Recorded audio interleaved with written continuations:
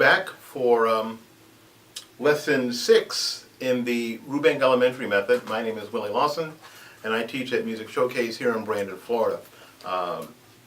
If you are in the area and you'd like to pop in for a few lessons, easy to do. Just give them a call at 813-685-5998. I'll put the website and all that stuff in the descriptions. Well, thanks for coming back. I hope that these videos are helpful, that they're adding some value. Hope my explanations are clear enough that I'm actually helping people. I want you to learn how to play the saxophone, and then you can play whatever kind of music you want. Once you learn how to manipulate this hunk of metal, then you can do whatever you want. And I want you to be an independent musician where you can actually either learn by ear if you want to learn by ear, but you play with a good sound and good technique, or you read. Now, reading music is really, really important, because this is how this art form for years and years and years has been transferred from generation to generation. Someone wrote it down. Even in jazz, somebody at least wrote the melody down. Somebody wrote the chord changes down. Somebody wrote it down so we could all enjoy it. So I think that reading music is very, very important, and I hope that I can help you along that journey. I'm guessing that most of you who are watching these videos are people who are beginners, and so often people who do these videos on YouTube aren't talking to beginners. They're talking to adults who just want to play tunes, who just want to take the shortcuts. And as we all know, there aren't any shortcuts in life that are worth taking. So yes, we're going the long way, but we're going the good way. So break out your book, Rubank Elementary Method. We are on lesson 6 on page 7. That's the first of the exercises that has an accidental in the key signature, that has a key signature. And if you look between the treble clef and the time signature, the C, the common time signature, you'll see a little thing that looks like a B. That's actually called a flat sign. A flat sign. And what that means is that you're going to, on that particular line, for that particular note, you're going to lower the pitch a half step. So instead of it being a B, you're actually going to play a B flat. That all the B's are now B flat, which is a completely different fingering, and I'll show you that fingering. Now, you'll see in your fingering charts at least 4 different versions of B flat. The one that I suggest you use is fingered like an A. Remember the A? We talked about the A in the last video, which is the first 2 fingers, and add the bottom side key. The A and the bottom side key. That's the most stable one. That's the one that's most in tune, and that's the one that I suggest that you use. Okay? All the rest of the notes are natural, just like we've been playing before. There is a switch over to at D, 4th line D, where we invoke the octave key. Remember, we're only going to use this part of our thumb to affect the octave key. The rest of the thumb is going to stay on the thumb rest. Remember? All right, here we go. We're all whole notes. We're going to try to get 4 measures or 16 counts without taking a breath. Our second breath will be right before the 17th count and at the end. Here we go. We are in the key of F, and we'll explain key signatures in another video. So if you're not cool what that is, don't worry about it just yet. Promise I'll get to it. Here we go. Number 1, lesson 6. 1, 2, ready?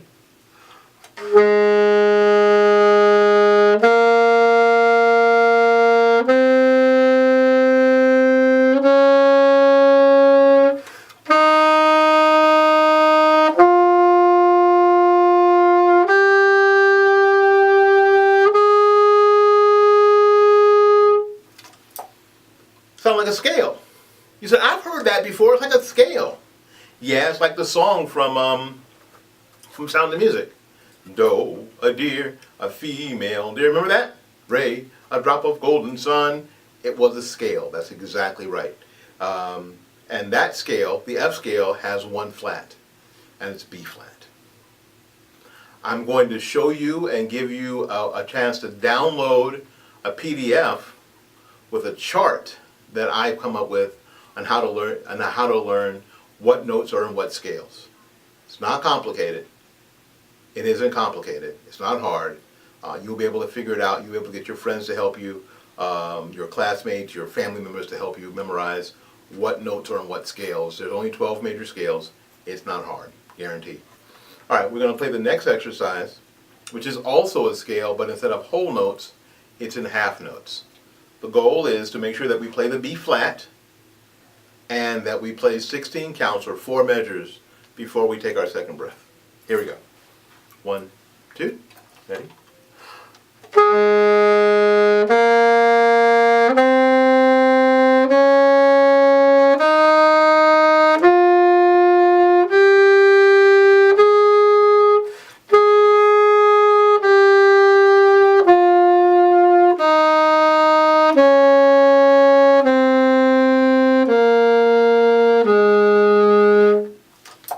There you go. Easy enough, right?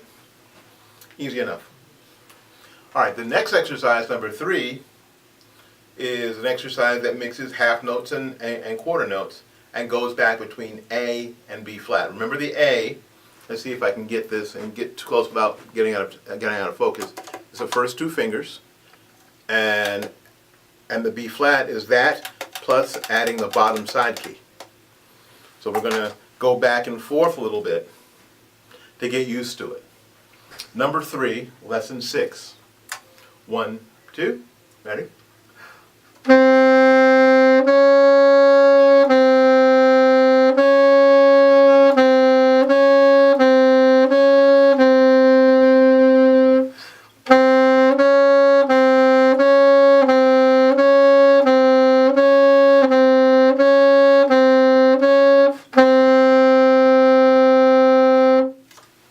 And this exercise had those that slash with the 2 dots that look like a sort of a smush % sign. Remember what that meant? Exactly. It meant to repeat the preceding measure. And who do we have to thank for that? Our friends the copyists. Because they didn't want to write dun ding, you know what? I mean, they would have had to actually write, let's see, 8 more notes when it was a lot easier to write. See how much faster that is? Especially if you don't have electricity. And you're using a quill. So that's what they did. All right, number 4, lesson 6, which is on page 7 here in the Rubank Elementary book. Lesson 4 is a, no, we just did lesson 4, I'm sorry, lesson 4, which is similar, but it goes up to C, so we're manipulating the A, the B flat, and the C to get that bit of coordination happening. Here we go. Number 4, lesson 6, the Rubank Elementary book. Here we go. 1, 2, ready, go.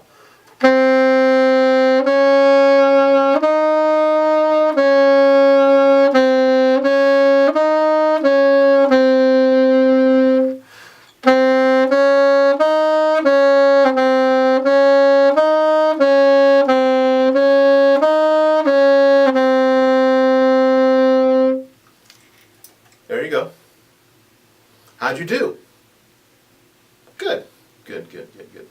Now we have a 2-line coming up, number 5, which is basically an exercise on the scale, taking it 3 notes at a time. Starting with the first, if you look at the first measure, it has the first note, the second note, and the third note. The second measure has the second note, the third note, and the fourth note. And it goes up sequentially from there. And then it gets to the top and goes back down the scale. The second line starts with the top note, the 8th note, the 7th note, the 6th note, and then the 6th note, the 7th, the 6th, and the 5th, and then so on, and then back up the scale. Don't get confused. Don't play it faster than you can play it perfectly. Here we go. Number 5, lesson 6, Rubank Elementary. 1, 2, ready, go.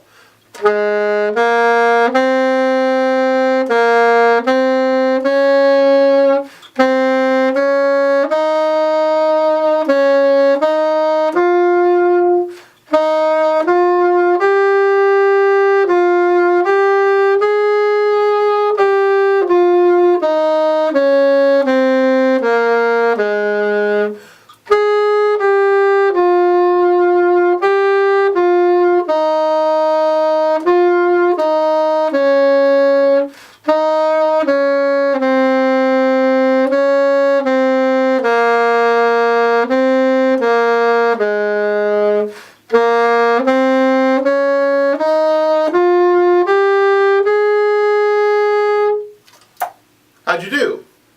How'd you do? I'm sure you did great. I'm sure you did great. All right, now we're going to move on to number 6, another two-liner that uses all the note values that we've learned so far, half notes, whole notes, and quarter notes. Doesn't have any rest in it. So what do you do? So when you have an exercise, people always ask, what do you do? Doesn't have anywhere to breathe. Take a quick breath, either at the 8 beat time, at the 8 beat point, or preferably the 16 beat point. A very quick breath and proceeding without losing any time. So that's what you have to do when you have music that doesn't have any rest built in, right? If you have rest built in, for the most part, not always, but for the most part, go ahead and take a breath on the rest. Not always, but for the most part. Here we go, number 6, lesson 6, from the Rubank Elementary book. 1, 2, ready?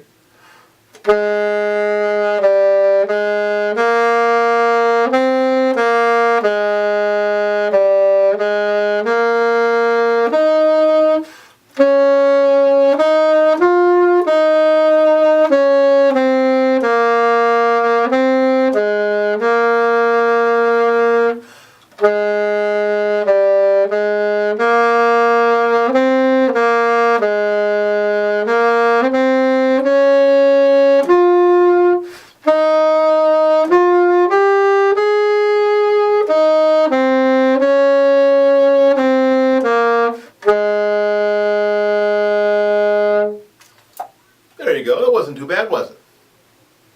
Yeah. And if you didn't get through it as well as you wanted to, here's what I suggest you do. Stop the video, and then go back and work on it, and then we'll play it through together. We'll play it through together. Okay? All right, because I know that I may be going fast. So you might want to slow. You might want to just take the video and stop it and pause it, and then go back and work on it, and then we can do it again together. Okay? Don't get frustrated. Although music can be frustrating, right? All right, here we go. Let's do number 7. Number 7 again is something different. It's in 2/4 time. Remember we talked about 4/4 time being there are 4 counts in a measure, and with the number 4 on the bottom, it tells us that a quarter note gets 1 count. Now, there's only 2 counts in every measure. Remember, a measure is denoted by the delineation of the bar lines that are vertical, right? So there's only 2 counts per measure. Now that doesn't make it faster or slower, doesn't make it any more difficult, it just sort of changes the pulse. In 4/4 time we have 1, 2, 3, 4, 1, 2, 3, 4, 1, 2, 3, 4. With 1 being the primary beat and 3 being the secondary beat. 1, 2, 3, 4, 1, 2, 3, 4. But in 2/4, there's only a primary beat, and that's 1. 1, 2, 1, 2, 1, and which is why they do it. See, that doesn't get explained. That's why I got you. All right, number 7, lesson 6. Here we go. 1, 2, ready, go.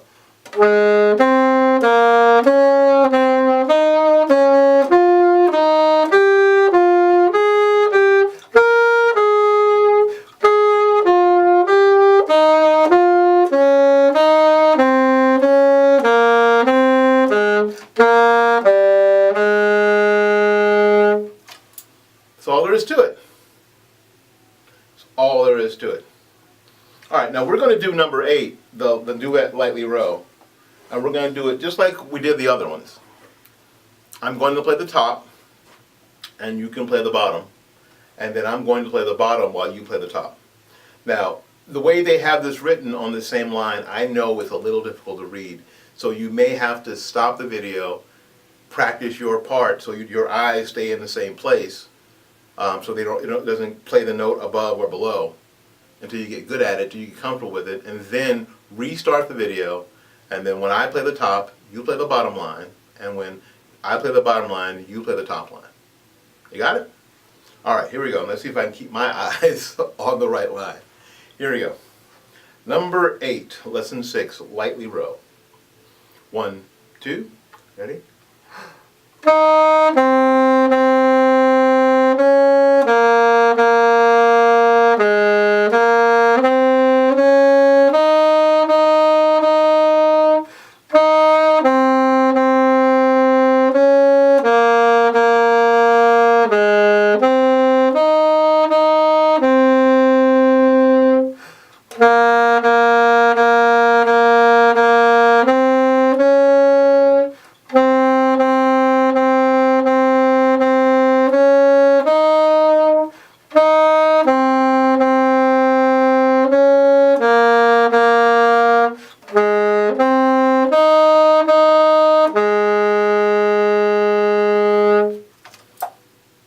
You see, and they wrote 2 whole notes side by side in that last measure. What they don't mean that they get 8 counts. It's just both parts have that single note. I wish they had done it differently, but I want to explain to you that doesn't mean that you can put 8 beats in that measure, because it's only 4/4 time, right? Only 4 beats fit. But they wrote them both in, so both people in the duet, the top player and the second player, both play that note. All right, here we go. Now I'm going to play the bottom while you play the top. Cool. Number 8, lesson 6, lightly row. 1, 2, ready, go.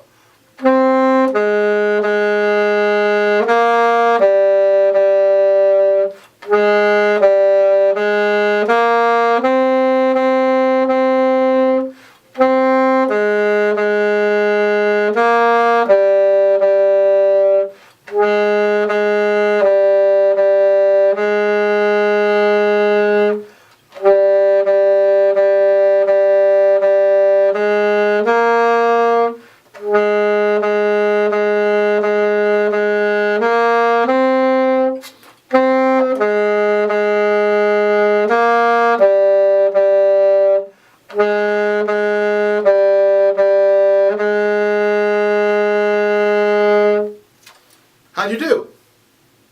Duets are fun, aren't they? They're fun. All right, make sure that you check out the video on key signatures.